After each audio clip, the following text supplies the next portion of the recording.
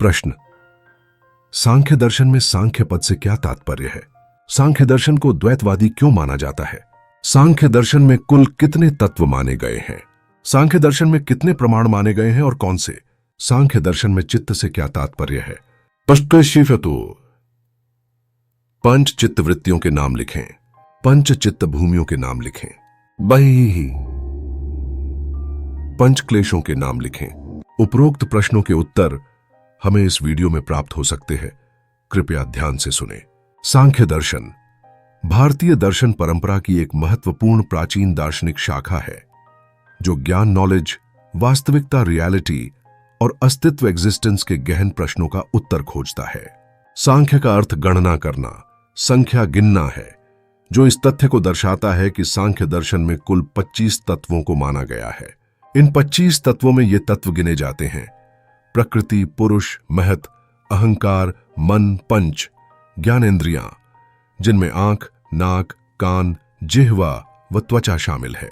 वैसिकन पंच कर्मेंद्रियां, जिनमें हाथ, पैर, मुख, जननेंद्रिय या उपस्थ, गुदा या पायु शामिल है।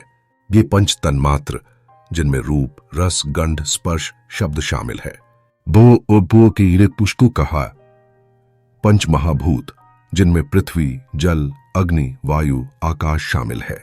वो सांख्य दर्शन में 3 प्रमाण माने गए हैं: प्रत्यक्ष, अनुमान और शब्द प्रमाण। सांख्य दर्शन का अंतिम उद्देश्य मोक्ष प्राप्त करना है, जिससे जीव आत्मा की उच्चतम स्थिति को प्राप्त कर सके। मोक्ष प्राप्त करने का साधन विवेक ज्ञान है, जो प्रकृति और पुरुष के पार्थक्य ज्ञान पर जोर देता है। सांख्य दर्शन को द्वैतवादी माना जाता है क्योंकि यह मुख्यतः 2 तत्वों पर आधारित है: पुरुष और प्रकृति। पुरुष का अर्थ है शुद्ध चेतना, जबकि प्रकृति उन सभी परिवर्तनशील और भौतिक तत्वों का प्रतिनिधित्व करती है जिनसे यह संसार बना है। सांख्य दर्शन को समझने के लिए इन दोनों के अंतर संबंध का अध्ययन आवश्यक है। यहां पुरुष शुद्ध चेतना के रूप में वर्णित है, जबकि प्रकृति भौतिक और मानसिक संरचना है जो हमारे व्यक्तित्व का निर्माण करती है।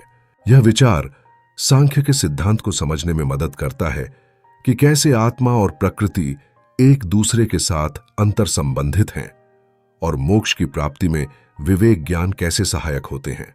सांख्य सूत्र में आत्मा और प्रकृति के बीच संबंध का विस्तृत वर्णन है। आत्मा या पुरुष, जो कि शुद्ध रूप है, नित्य है, मुक्त है, त्रिगुणातीत है, अनेक रूप है, सदा स्थिर और आनंदित रहने वाला चेतन तत्व है, जबकि प्रकृति शुद्धावस्था में अव्यक्त रूप में एक है।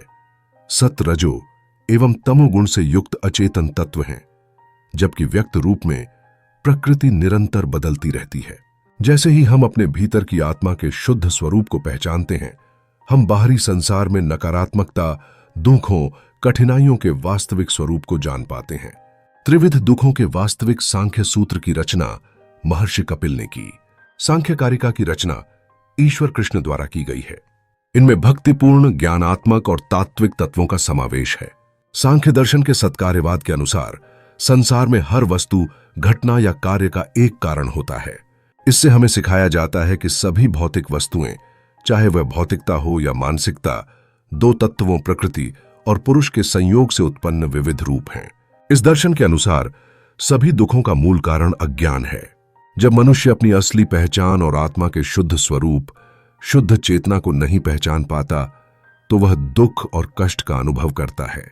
अज्ञान के इस बंधन को तोड़ने के लिए सांख्य दर्शन में ज्ञान को ही मुक्ति का साधन माना गया है। इसमें आत्मा की विभिन्न अवस्थाओं और उनके बीच के संबंध को स्पष्ट किया गया है। सांख्य का दर्शन चित्त अर्थात मन, बुद्धि, अहंकार का समूह, पंच चित्त वृत्ति प्रमाण, विपर्यय, विकल्प, निद्रा और स्मृति, पंच चित्त भूमि क्षिप्त, मूढ़, विक्षिप्त, एकाग्र, निरुद्ध और चित्त के पंच क्लेश, अविद्या, अस्मिता, राग, द्वेष, अभिनिवेश संबंधी अवधारणाओं के अध्ययन से चेतना के ज्ञान की गहराई में उतरने की प्रेरणा देता है।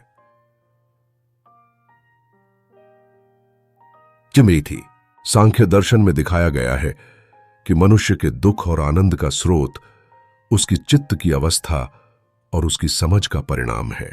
जब हम अपने चारों ओर की प्रकृति को चित्त की शुद्धता से समझते हैं, तो हम अपने अस्तित्व की सत्यता का अनुभव करते हैं। यह जीवन के विभिन्न पहलुओं पर विचार करने की प्रेरणा देता है और हमें स्वयं के अस्तित्व के बारे में सोचने के लिए प्रेरित करता है। सांख्य दर्शन का अध्ययन करने से व्यक्ति अपनी जीवन की वास्तविकताओं को समझ सकता है और अपने चारों ओर की दुनिया को एक नए दृष्टिकोण से देख सकता है। सांख्य दर्शन की शिक्षा को ध्यान और साधना के माध्यम से अनुभव किया जा सकता है, जिससे एक व्यक्ति अंतर्दृष्टि प्राप्त कर सकता है। यह केवल एक दार्शनिक पाठ्यक्रम नहीं है, बल्कि यह आत्मनिवेदन और आत्मसमर्पण का एक साधन है। इस दृष्टिकोण से देखने पर सांख्य दर्शन केवल ज्ञान का स्रोत नहीं, बल्कि आत्मज्ञान और विकास का एक माध्यम है। इसीलिए सांख्य दर्शन हमारी पहचान को समझने, जीवन की गहराइयों में उतरने और मोक्ष की प्राप्ति की दिशा में एक महत्वपूर्ण मार्गदर्शक बनता है। यह हमें सिखाता है कि ज्ञान की वास्तविकता को स्वीकार कर हम कैसे अपने जीवन में शांति और संतोष ला सकते हैं।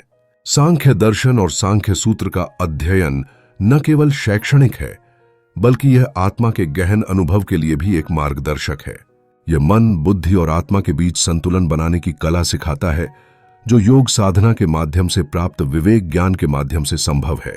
अंततः सांख्य दर्शन हमें अपने भीतर की शांति प्राप्त करने का मार्ग दर्शाता है, जिससे हम अपने जीवन को एक नई दिशा देने में सक्षम बनते हैं। ऐसे वीडियो को सुनने के लिए धन्यवाद।